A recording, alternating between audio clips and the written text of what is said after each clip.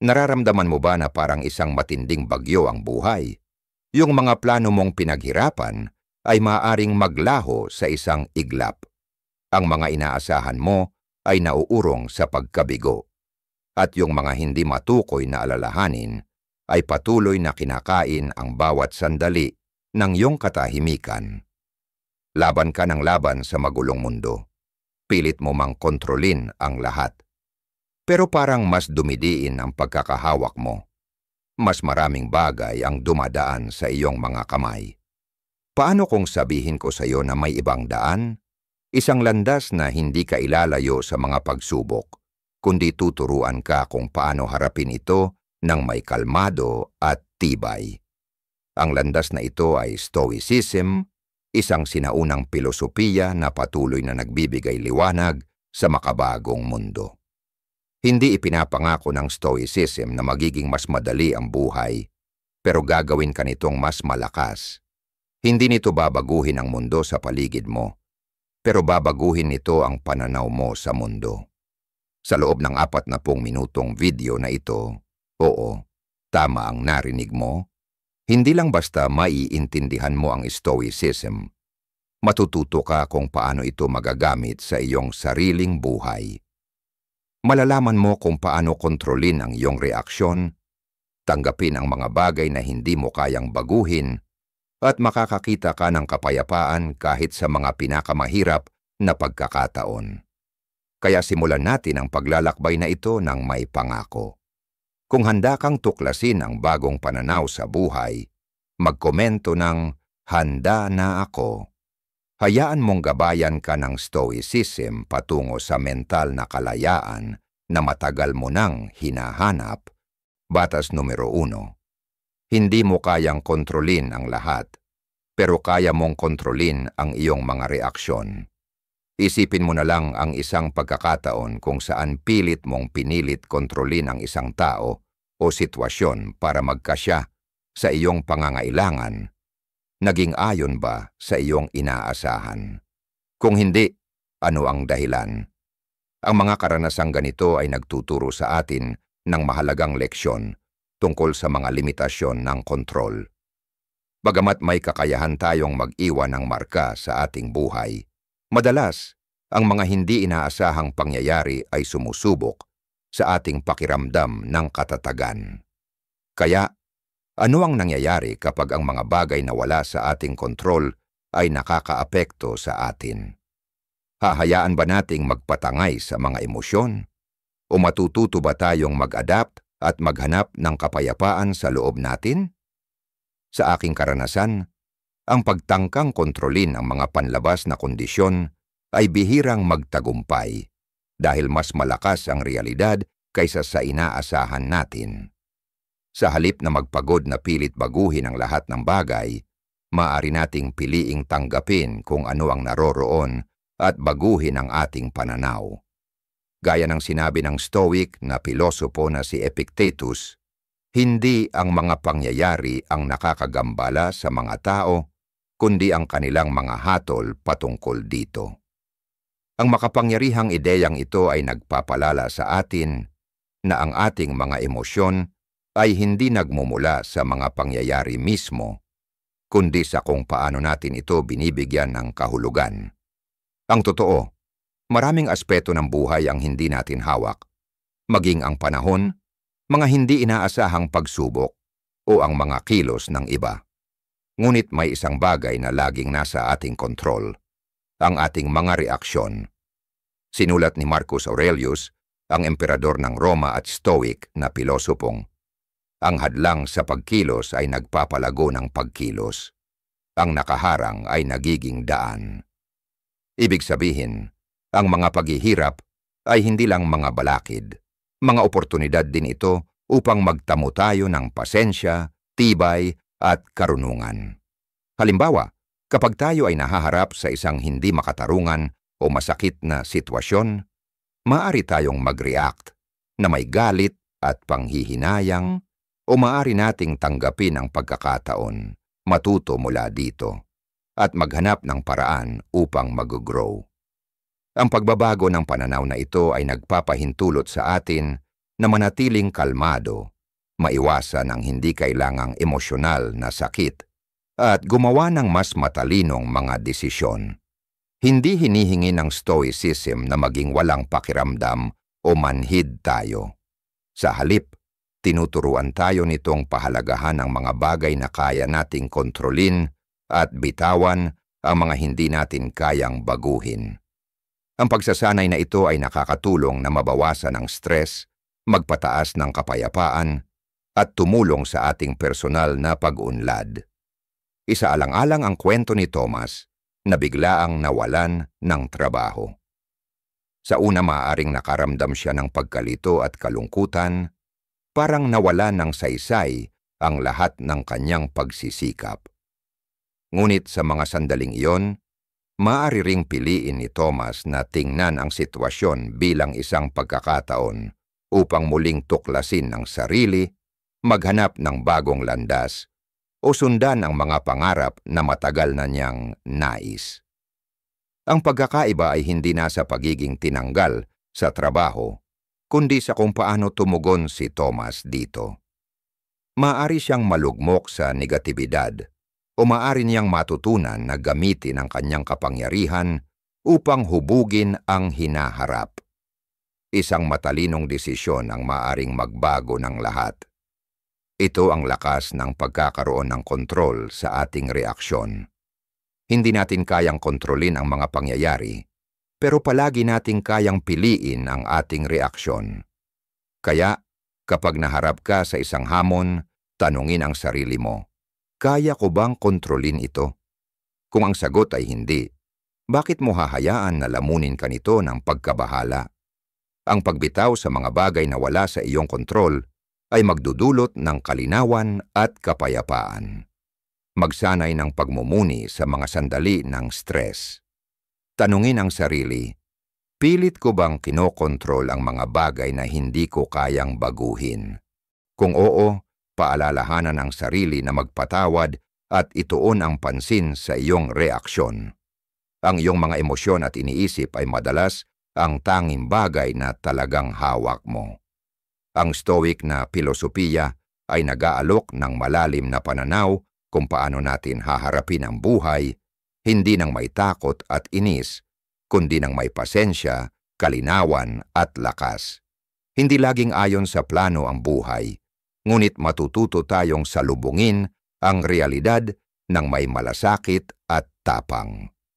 Ang karunungang ito ay hindi lang naaangkop sa ating personal na buhay, kundi pati na rin sa trabaho, relasyon, at anumang hamon na ating kinahaharap. Ngunit baka may mas malalim pa tayong matutunan. Marahil may isang prinsipyo na magpapalalim pa ng ating pag-unawa sa buhay at magbibigay sa atin ng higit na lakas sa pagharap sa mga pagsubok ng buhay. Isa sa mga pinakamakapangyarihang aral ng Stoicism ay ang pagsasama ng kamalayan sa kalikasan ng pagbabago ng buhay at ang kakayahang pamahalaan ng ating mindset. Sa kanilang kombinasyon, nabubuksan ang isang bagong paraan ng pananaw sa mundo at pagharap sa bawat hamon ng may bagong perspektibo. Magpatuloy tayo sa pagtuklas kung paano ang mindset na ito ay makakatulong sa iyo na baguhin ang iyong pagtingin sa buhay at matutunan kung paano humarap sa bawat pagsubok. Batas numero 2, ang pagninilay tungkol sa kamatayan ay makakatulong sa iyong buhay ng mas buo. Paano kung ang pagmumuni tungkol sa kamatayan ay isa sa mga pinakamakapangyarihang paraan upang maramdaman mong mas buhay ka, mas naroroon, at handang samantalahin ang bawat pagkakataon? Bagamat tila kakaiba, maaaring ang pagtanggap sa kamatayan ay mahalaga upang mabuhay ng tapat at masigla. Ang kamatayan ay isang paksa na madalas natin iwasan para sa mga halatang dahilan. Nagdudulot ito ng kalungkutan at nagpapaalala sa atin na ang buhay ay panandalian lamang.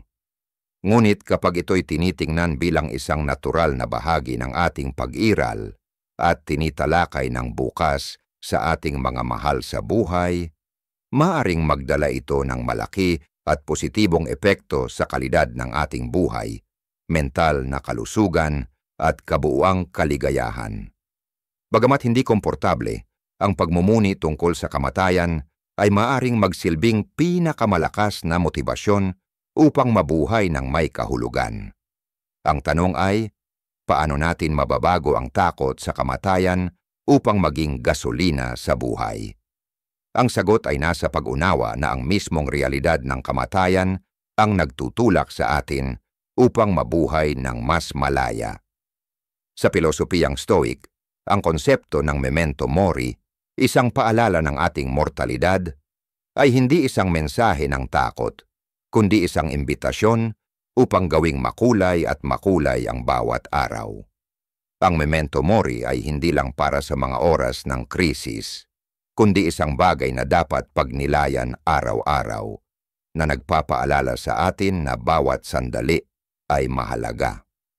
Ang pagtanggap na ang lahat ng bagay ay may wakas ay tumutulong sa atin na magtuon sa mga bagay na talagang karapat-dapat sa ating oras at lakas.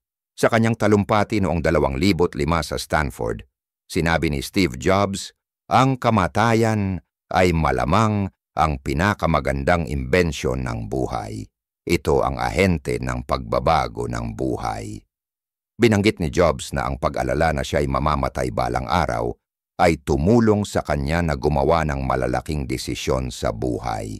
Hindi dahil sa takot o kayabangan, kundi mula sa isang malinaw na pananaw.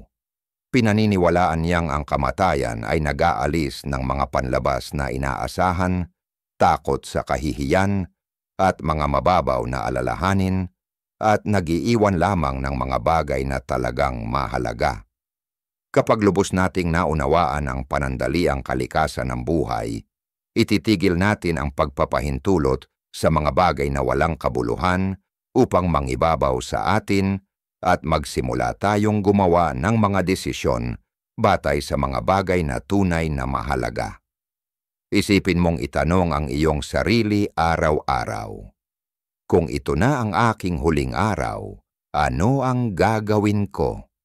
Ang tanong na ito ay nagbabago ng iyong focus mula sa mga abala patungo sa mga bagay na nagbibigay ng kahulugan sa buhay.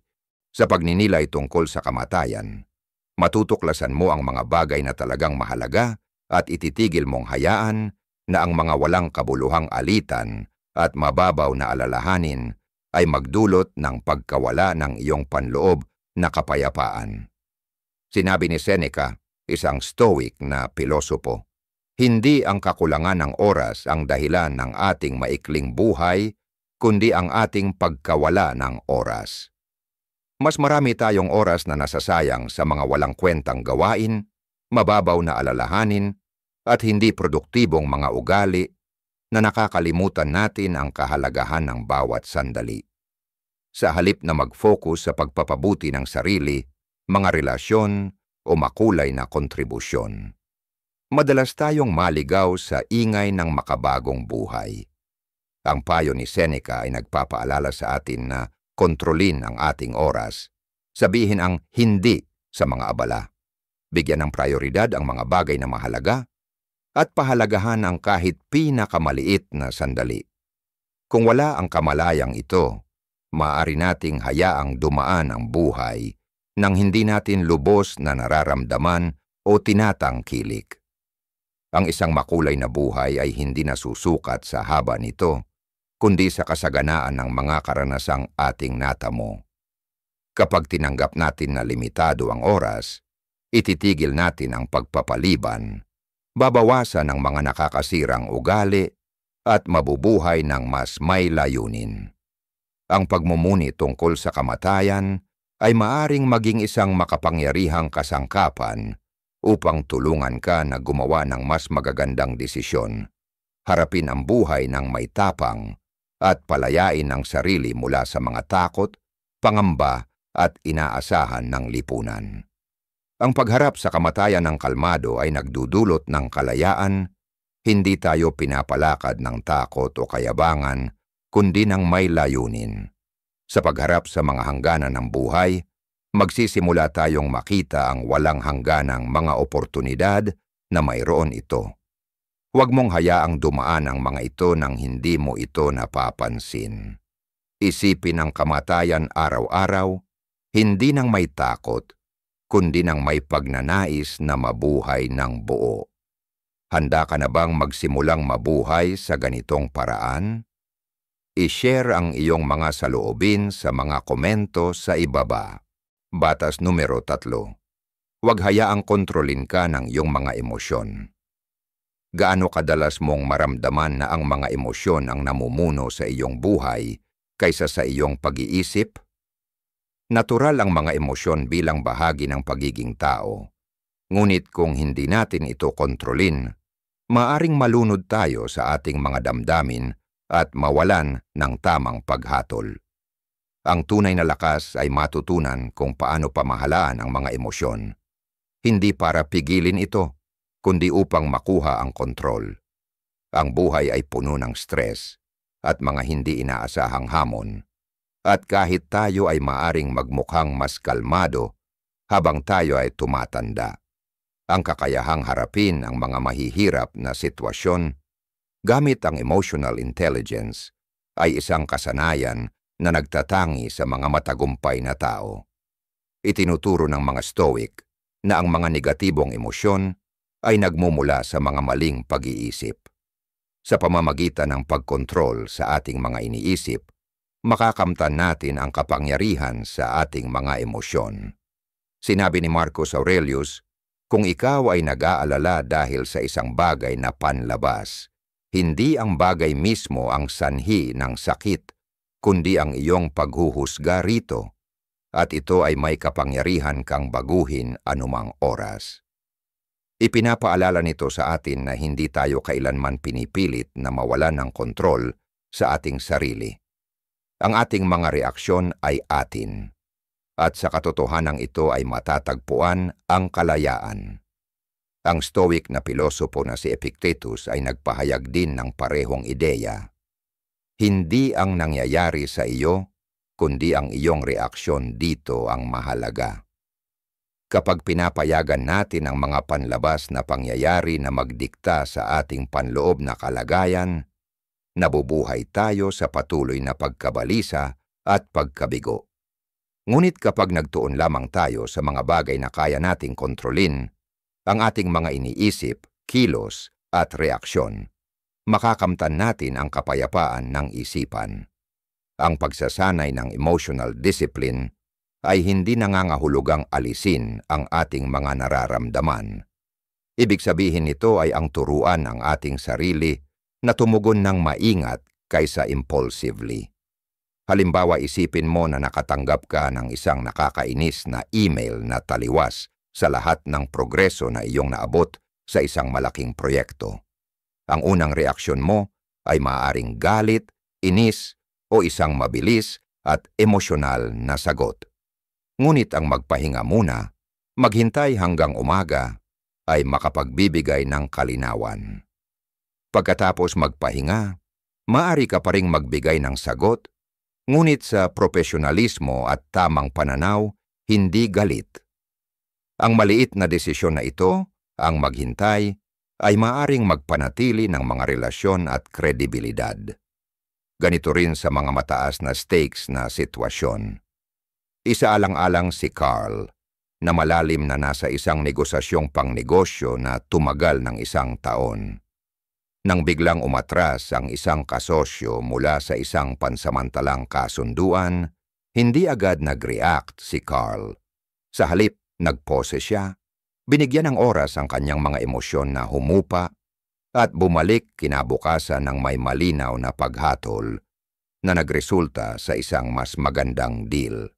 Ang kontrol sa emosyon ay hindi lang nagpanatili ng kanyang integridad, kundi pati na rin ng magandang resulta. Ang susi ay turuan ng iyong sarili na mag-pause at tanungin, magmamatagal ba ito sa loob ng 1 linggo, 1 buwan, 1 taon? Ang tanong na ito ay magbabago ng iyong pananaw at makakatulong upang maiwasan ang sobrang reaksyon. Karamihan sa mga bagay na tila mahalaga ngayon ay hindi magiging mahalaga sa hinaharap. Laging magdadala ng pressure ang buhay sa negosyo, relasyon, at mga pang-araw-araw na interaksyon. Ngunit ang matutunan na maghati ng hakbang bago mag-react ay kung saan nangyayari ang paglago. Wala ni isa sa atin ang perpekto, at lahat tayo ay may mga emosyonal na desisyong pinagsisisihan. Ngunit kapag nakamtan mo ang kontrol sa iyong mga emosyon, hindi ka lang magiging kalmado at matalino, kundi magiging mas malakas at matagumpay din. Ang taong may kontrol sa kanyang emosyon ay hindi madaling matatalo dahil siya ay nakapag-master sa kanyang sarili. Batas numero 4, tanggapin ang lahat ng nangyayari. Hindi natural para sa karamihan sa atin ang tanggapin ang kasalukuyang kalagayan, lalo na sa makabagong lipunan kung saan tayo ay nahubog na labanan ang hindi komportable, kumilos agad, at mangyaring makontrol ang lahat ng bagay. Namumuhay tayo sa isang mundo na puno ng mga kagamitan at teknolohiya na dinisenyo upang mabawasan ang abala at magbigay ng agarang solusyon sa bawat problema. Ngunit kapag tinanggap mo ang nangyayari, hinahayaan mong maganap ang mga bagay ng natural sa halip na pilit itong baguhin o labanan, even sa ating mga isip. Ang konsepto ng Stoic na amor fati, o ang ibig sabihin ay mahalin ang iyong tadhana, ay ipinahayag ng pilosopong si Friedrich Nietzsche. Itinuturo nito sa atin na yakapin ang buhay ng buo, kabilang na ang mga pagsubok at sakit. Sa isang mundong madalas ay bumabalot sa atin ang mga pangyayari na hindi natin kayang kontrolin. Ang pagkatutong tanggapin at mahalin ang ating tadhana ay nagiging mahalaga para sa panloob na kapayapaan at tibay ng loob. Halimbawa, isipin mo na ang iyong mahal na alaga ay biglang nagkasakit. Maaring magulo ang iyong isip, surgery, malalang sakit, o pagkawala. Ngunit sa sandaling iyon, sa halip na mabighani ng takot at pangamba, maaari mong piliing tanggapin ang kasalukuyang kalagayan, yakapin ang lungkot at takot nang hindi ito pinapalakas at ginugulo ang iyong isipan. Ang pagtanggap ay hindi nangangahulugang pagsuko. Ito ay ang pag-root sa katotohanan ng kasalukuyan at pagpili kung paano tutugon. Sa pagsasabi ng, hindi ko kayang baguhin ito ngayon, ngunit kaya kong harapin ito, pinapalaya mo ang bigat ng pagtanggi at binibigyan mo ng puwang ang tamang aksyon. Laging may mga sitwasyon sa buhay na hindi natin kayang kontrolin, trapiko, panahon, sirang tubo, mga mahirap na relasyon o pagkawala ng mahal sa buhay. Ang mga ito ay maaaring magdulot ng kalungkutan, pagka-frustrate o pagkabahala na mga normal na emosyon. Ang tunay na problema ay lumilitaw kapag hinayaan natin ang mga emosyon na ito na magpuno at magdikta sa ating mga aksyon na nagiging sanhi ng hindi epektibo o nakakasirang reaksyon. Minsan sa ating pagtatangkang muling makuha ang kontrol, tayo ay nagiging impulsive o tinatanggihan ang katotohanan na hindi makapagdadala ng kapayapaan. Ang tunay na pagtanggap ay ang pagkilala sa masakit na katotohanan ng walang pagtutol at ang pag-unawa na ang mga emosyon ay bahagi ng ating karanasang pantao. Ang amor fati ay hindi naghihikayat sa atin na pigilan ang sakit. Sa halip, iniimbitahan tayo nitong yakapin ito bilang bahagi ng ating paglago. Isang magandang halimbawa nito ay si Viktor Frankl, isang Holocaust survivor at psychiatrist, na sa kabila ng hindi masukat na pagdurusa, pinili niyang magpatuloy at maghanap ng kahulugan kahit na sa mga pinakamatinding pagsubok. Sa kanyang aklat na Man's Search for Meaning, ipinaliwanag niya na bagamat hindi niya kayang baguhin ang kanyang kalagayan, may kapangyarihan siya sa kung paano siya tutugon. Ang pag-iisip na ito ay hindi lamang nakatulong sa kanya upang mabuhay, Pinagbago nito ang kanyang pagdurusa at ginawang lakas. Ang kwento ni Frankl ay nagpapaalala sa atin na kahit gaano pa kadilim ang buhay, hawak pa rin natin ang kapangyarihan upang piliin ang ating pananaw. Ang pagtanggap sa lahat ng nangyayari ay hindi nangangahulugang pagsuko sa tadhana o mawalan ng pag-asa.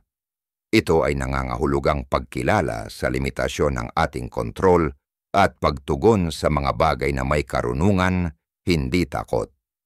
Kapag tinanggap natin at minahal ang buhay sa lahat ng aspeto nito, kasama na ang mga sakit at hindi tiyak na mga kaganapan, nagkakaroon tayo ng lakas upang lumago, magbago, at kumilos ng mas malinaw. Kaya't tanungin mo ang iyong sarili, kaya mo bang mahalin ang iyong tadhana? May lakas ka bang harapin ang buhay kung paano ito dumarating? Yakapin ang lahat, mabuti man o masama, at tuklasin ang kapayapaan sa pagtanggap na ito. Naway magsilbing simula ito upang tuklasin ang kapangyarihan ng amor fati sa araw-araw na buhay. Batas numero 5. Ang halaga ng pagiging simple at minimalismo sa pag-iisip. Ang minimalismo ay hindi lamang isang pamumuhay, kundi isang pilosopiya na tumutulong sa iyo na linisin ang kalat sa iyong buhay, na nagbibigay daan sa iyo na mag-focus sa mga bagay na tunay na mahalaga at may tunay na halaga. Ang kalat ay maaring lumitaw sa maraming aspeto ng buhay, mula sa pisikal na espasyo hanggang sa isipan, mula sa pang-araw-araw na gawi hanggang sa paraan ng paggawa natin ng mga desisyon. Ang minimalismo ang susi upang alisin ang mga hindi nakikitang alikabok, na tumutulong sa iyo na makita ang landas na nais mong tahakin at ang mga bagay na kinakailangan upang makamit ang iyong mga layunin. Sa isang mundong lalong nagiging magulo at puno ng tukso, ang pagpapanatili ng isang simpleng buhay ay makakatulong sa ating kaluluwa upang makahanap ng kapayapaan at lakas sa loob. Kaya't binigyang diin ng pilosopiyang Stoiko ang kahalagahan ng pagiging simple sa buhay bilang isang landas patungo sa kalayaan at katahimikan. Isa sa mga pangunahing prinsipyo ng Stoicismo ay na mas simple ang buhay, mas magaan ang isipan. Ang pagiging simple ay hindi lamang tumutulong sa pagbawas ng stress, kundi tumutulong din sa atin na mapagtanto na hindi natin kailangan ng marami upang maramdaman ang kaligayahan at kasiyahan. Si Seneca, isa sa mga dakilang Stoic na pilosopo, ay nagsabi, hindi ang taong may kakaunti, kundi ang taong humahanap ng marami ang mahirap. Ang pahayag na ito ay isang malalim na paalala upang hindi hayaan ang mga hangarin at materyal na bagay na kontrolin ang ating buhay. Maaari tayong makahanap ng kaligayahan sa katahimikan at minimalismo, hindi sa paghahabol ng kasikatan, kayamanan at kaplastikan. Sa katunayan, ang pinakamahalagang yaman ay hindi ang mga materyal na bagay na pag-aari natin, kundi ang kakayahang kontrolin ang ating mga hangarin at ang kalayaang hatid nito. Ano ang kalayaang ito? Ito ay ang kalayaan mula sa pagiging tinutulak ng patuloy na paghahangad ng mga panlabas na bagay. Hindi mo kailangan ng lahat ng bagay upang maramdaman ang pagiging buo at malakas. Kailangan mo lamang ang mga bagay na tunay na mahalaga, ang mga bagay na makakatulong sa iyong paglago at magbigay ng makulay at makulay na buhay. Ang pagpapasimple ng buhay ay isang paraan upang alisin ang mga mental na pasanin at bawasan ang pagkabigo at pagkapagod na nagbibigay daan sa iyo upang mag-focus sa mga bagay na tunay na mahalaga, mga tapat na relasyon, mga aktibidad na nagdudulot ng kasiyahan at personal na pag-unlad. Isang magandang halimbawa ng pamumuhay na minimalist ngunit puno ng kasiyahan ay si Warren Buffett, isa sa pinakamayamang tao sa buong mundo.